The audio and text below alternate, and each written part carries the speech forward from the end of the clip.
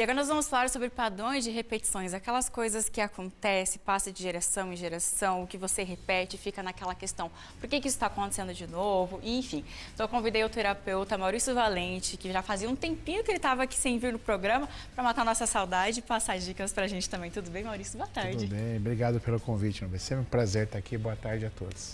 Obrigada, nós que agradecemos. E já para a gente começar, Maurício, quero que você explique como que a nossa família, ela impacta no nosso comportamento de adulto.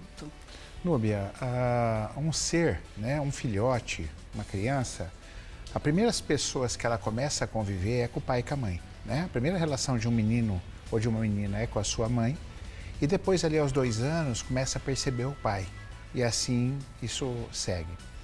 De acordo com o que a gente vive ali, naquele núcleo familiar, são os modelos, as crenças, as lealdades, os amores cegos que eu sigo de forma inconsciente, sempre inconsciente. Que, aliás, o inconsciente é cerca de 95% da nossa mente. A neurociência tem mostrado que 5% só, nós só temos 5% de mente autoconsciente. Então, se eu vejo meu pai reclamar muito de dor, sempre está indisposto, se eu vejo minha mãe muito nervosa, muito triste, sofrendo, os meus filhos começam a carregar isso. De forma inconsciente, os filhos têm sempre uma tendência a querer salvar os pais.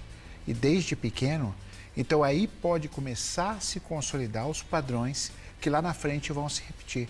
Às vezes uma pessoa é triste porque a mãe foi triste. Às vezes uma pessoa não dá certo no amor porque a mãe não deu certo no amor.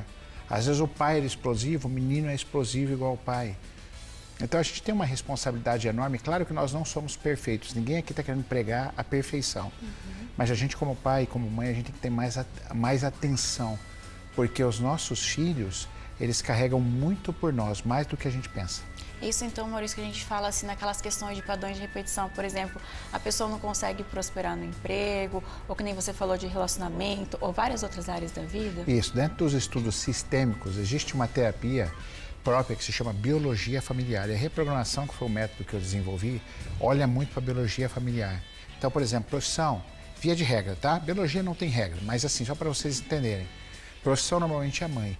Quando você pega uma pessoa que é adulta e está com muita dificuldade de escolher a profissão, não gosta, eu preciso trocar toda hora, você pode olhar que tem alguma coisa mal resolvida com a mãe. Né? Já o dinheiro, a chegada do dinheiro, a manutenção do dinheiro é muito a energia paterna. Então, quando uma criança... E, ó, pessoal, nós não estamos falando de hiperproteção, hein? Eu não estou falando aqui para mãe e pai ficar hiperprotegendo o filho, não. Tem que dar as autonomias, porque filho também com hiperproteção é pior ainda. Tá? Mãe que hiperprotege, o filho, é tudo mimimi, mimimi. Não. Só que tem que ter uma ordem, né, Núbia? Um pai precisa aparecer na vida de um filho, uma mãe precisa aparecer na vida do filho, isso vai consolidando o sucesso. Então, esses padrões que você falou envolvendo dinheiro e profissão, passa sempre por pai e mãe. Uma vez um aluno me perguntou, mas por que, Maurício, tudo é pai e mãe? Eu falei, porque são as primeiras pessoas que você convive.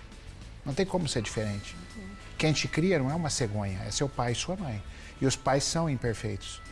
Então, isso pode gerar marcas e padrões de repetição, porque é incrível como os filhos têm dó dos pais. Se um filho ou uma filha vê um pai sofrer ou uma mãe sofrer, pode reparar, não sei se você já viu essa dinâmica, é bem comum. Os filhos, eles chegam com dó. Eles querem salvar, eles querem fazer, e inconscientemente, isso vai criando as lealdades e o amor cego, chamado amor cego sistêmico, né? E, Maurício, com relação desse padrão de repetição, por exemplo, assim, a pessoa, ela, eu tomei consciência disso, que tem esse padrão de repetição, acho que eu aprendi a lição, e de repente acontece de novo. O que pode estar por trás disso tudo? Os padrões, tomar a consciência é um fator, fantástico. Eu tomar consciência, cara, eu estou igualzinho à minha mãe. A segunda pergunta é, por que você está igual? Você já tomou a consciência? É uma lealdade ou é um amor cego? Rapidamente, para vocês entenderem, a lealdade é quando eu julgo. Ah, mãe, eu não quero ser igual a senhora aceitava tudo do pai, a senhora era traída e botava o rabinho no meio das pernas, eu nunca vou ser igual a senhora. Então, esse filho, ele acaba fazendo julgamentos sobre a mãe. E há uma lei sistêmica inexorável, quem julga, repete. Então, primeiro padrão, eu tomo a consciência do meu padrão. Segunda atitude, eu tenho que parar de julgar. Mas tem repetições e às vezes eu preciso de ajuda. Às vezes eu consigo sozinho, às vezes eu preciso de uma ajuda. Porque tem exercícios, tem dinâmicas e tal. E outro padrão, outro caminho, perdão, é o amor cego. Amor cego é quando eu carrego por você, mamãe. Você quer ver uma coisa que causa muita emoção em consultório? Eu percebo que a moça, por exemplo, está trazendo o padrão da mãe ou da avó. E aí eu pergunto, se sua avó tivesse falado assim para você, a avó não teve essa conversa, real. Mas se a avó tivesse falado assim, filha, essa tristeza está muito pesado para a vovó. Eu não aguento mais ser triste, você não me ajuda a carregar? Aí eu pergunto para a pessoa, o que você faria se sua avó falasse isso para você? Aí vem aquele choro copioso, né? Eu falaria, eu ajudaria. Eu falei, então é o que você está fazendo. Só não houve a conversa real, tá? Mas o padrão existe, então isso já não é por julgamento. Isso já é por um excesso de amor fora de ordem. Chama de amor cego. Eu acho que eu estou ajudando, mas na verdade eu não estou. E Maurício, como quebrar esse padrão? Então, é tomar essa consciência? Como fazer tudo isso? Isso. Tem pessoas que conseguem fazer isso sozinho, tá? Sozinha. Toma consciência, cara, eu estou julgando muito, eu vou parar de julgar minha mãe, eu vou atrás da minha mãe, eu quero sentir muito por tudo que aconteceu, ou eu não posso salvar minha mãe. Então, pode ser por uma força da pessoa, ela assiste um vídeo, ela faz uma meditação, ela escuta uma pessoa que inspira ela, isso pode acontecer.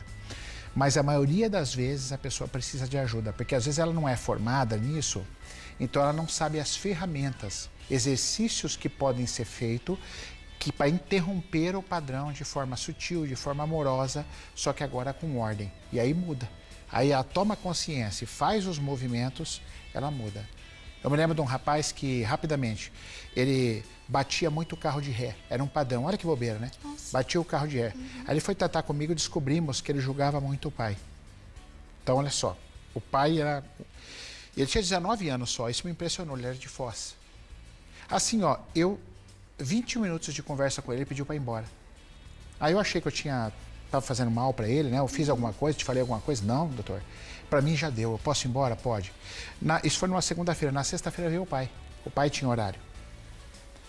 Ô, doutor, eu sou o pai do fulano. Eu falei, ô, pai, tudo bem? Talvez você possa até me ajudar. O que aconteceu com o teu filho que saiu daqui? Não, ele saiu daqui e foi para minha casa. Se ajoelhou no meio da sala, me pediu perdão. Nós choramos, ajoelhamos, minha esposa entrou, chorou. Menino de 19 anos, olha a maturidade. Então ali caiu a ficha dele, do que ele estava fazendo no julgamento, nas análises do pai e tal. Então quando ele percebeu, ele foi, resolveu, e aí foi o mais importante, né? A gente esperou uns 3 meses aí, não teve mais nenhum acidente de carro, de batida de ré, batidas bobas de ré. Você vê um padrão. Sim. Tudo que acontece na vida de vocês, por exemplo, eu caí de moto. Mas você caiu sempre de moto? Não, então é um acidente. Agora, quando tem alguma coisa que acontece sempre na sua vida, fique de olho, porque isso é um padrão de repetição. Eu bato sempre o carro, me machuco sempre, ou o dinheiro está sempre fugindo da minha mão, ou o amor não dá certo. Então fique esperto, porque isso tem algum bloqueio familiar. E essa tomada de consciência nem sempre é fácil também, né, Maurício? Porque acho que as pessoas têm muito medo também. E como lidar com essa consciência toda? Né? É medo, Núbia, é imaturidade, não é? Orgulho. Porque, você parar para você pensar que você tem que olhar para um pai e para uma mãe ainda vivos, porque dá para fazer movimentos também quando os pais são falecidos. Você tem que olhar para um pai e falar para um pai ou uma mãe que você sente muito e fazer um movimento não é para qualquer um, né? A pessoa precisa estar pronta, precisa ter uma consciência, tem que ter chegado um pouco da consciência. Por isso que tem muita gente que ainda fica batendo a cabeça. Eu não acredito nisso, isso é bobeira, isso é mimimi. Beleza, cada um escolhe, né? A vida é feita de escolhas. E Maurício, como então honrar o passado, reconhecer e vivenciar o novo? Isso é tão bonito. Eu acho que isso aí primeira coisa, né? Se você partir do princípio que a gente não pode mudar aquilo que a gente não pôde escolher, então talvez o primeiro segredo para a sua vida ser mais feliz é aceitar tudo o que aconteceu.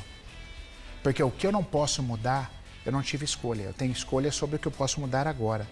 Então eu acho que olhar com carinho para o seu passado, independente do que aconteceu, se você foi maltratado, se você não foi valorizado, se você não teve o reconhecimento que você achou, a gente tem uma frase muito pesada, mas muito forte. Você teve o pai e a mãe que você mereceu. Tá? Então assim, olhar para esse lugar e falar assim, caramba, a maior parte dos conflitos acontece quando eu não aceito a realidade. Então, quando eu não aceito a realidade, é a hora que as pessoas sofrem. Então, a sua realidade é essa, você teve esse pai, você teve essa mãe, então vamos agradecer, vamos honrar o que você viveu, mas vamos olhar, vamos pedir ajuda, dói. Às vezes você não está sozinho, quase sempre você não está sozinho nesse mundo. E às vezes você não tem um grupo de amigos bons, não dá para contar, você tem uma boa terapia. Então, hoje existe muito apoio para você. Então, acima de tudo, é honrar o que foi, como foi, do jeito que foi. Uhum. E até para parar com essa questão de autodestrutivo também, né, Maurício? Você sai da posição de vítima. Uhum. Então, eu quero que você até dá um final, assim, para a gente até deixar aquela reflexão para as pessoas sobre quebrar esses padrões, parar com essa questão do autodestrutivo e honrar também, porque, como você falou, tem que tirar o medo e ter essa coragem também. Tem que ter essa coragem, porque dói, né? Olhar para as sombras dói, né? A gente olhar para os nossos problemas. É mais fácil olhar para o problema dos outros. Sim, apontar para os outros e deixar a gente, do que né? a gente olhar. Mas eu acho que você foi perfeito na sua colocação. A posição de vítima, o Karpman foi um estudioso, um psicólogo, que estudou um triângulo dramático. Um triângulo tem 3 pontas. Então, uma ponta é o algoz, a outra é a vítima, a outra é o salvador. Cuidado para ver se você não está nisso. Então, assim, se você é a vítima, tem que ter um algoz, alguém que fez você se tornar vítima, e você precisa de um salvador. Então a gente sabe que esse triângulo te mantém no sofrimento. O triângulo dramático te mantém no sofrimento que você nunca sai. Então, eu sou a vítima, alguém fez algo para mim, eu sou o salvador. Ou eu sou o salvador, eu tenho que salvar as pessoas, você também sofre. Ou eu sou o algoz, eu sou o cara ruim que faço as pessoas sofrer, você também sofre. Então, esse triângulo dramático é bem interessante porque você pode analisar, você que está aí assistindo, a sua vida e ver se você pertence a alguma dessas pontas. Você é o algoz, você é a vítima ou você é o salvador? Você não deve ser ninguém desses. Você deve viver a sua vida, honrar o seu passado, agradecer de onde você veio. Aliás, a gratidão é a maior forma de amor que existe. É a gratidão. E ela é tão linda que você pode agradecer. Quando a gente passa por algum problema, igual eu passei por alguns problemas e eu tive quem me ajudou. E foi pessoas que eu não conhecia, eu nunca vi na vida. E eu tenho uma gratidão eterna por essa pessoa. Eu não preciso conhecer para amar, para ter gratidão.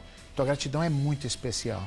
Então como é que você não pode ter gratidão por um pai e por uma mãe que te deu a vida? Então não faz sentido isso, né? Então arrumar a tua essência começa por aí. Começa a agradecer. Ah, mas o meu pai foi narcisista, não dá para conviver. Eu não estou dizendo que você tem que conviver.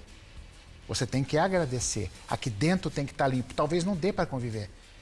Tá? Então esse é aí para mim que começa o teu sucesso e sair dessa posição de vítima. Senão você vai ficar achando que, ai, coitado, coitadinho de mim, né? Isso acontece comigo. É a síndrome CDM, Núbia, o coitadinho de mim. Aí esse aí não vai para frente, sua vida só vai se enrolar. Fica só repetindo aquele ciclo, só o ciclo. Rodando, aí é o rodando. padrão. O padrão fica se repetindo e você não vai para lugar nenhum.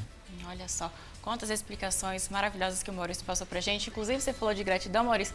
Mandar um beijo pra Sara, sua esposa, que me ajudou muito durante esse período, gente. Obrigado, Sara me ajudou quando eu tava lá bem empilhada com a cabeça, depois que aconteceu meu acidente na academia. A gente fez várias sessões, enfim, ela me acalmou e fez um processo todo bacana de ressignificar tudo isso que aconteceu comigo. Manda um beijão pra ela. Será dado. Obrigado. E volta mais vezes, viu? Será um prazer, Núbia, é só chamar. Pode deixar que eu chamo você. Daqui uns dias eu estou lá, eu mandando mensagem. Obrigado, eu adoro. Obrigada, Maurício. Obrigado, Núbia. Fica bem. Viu?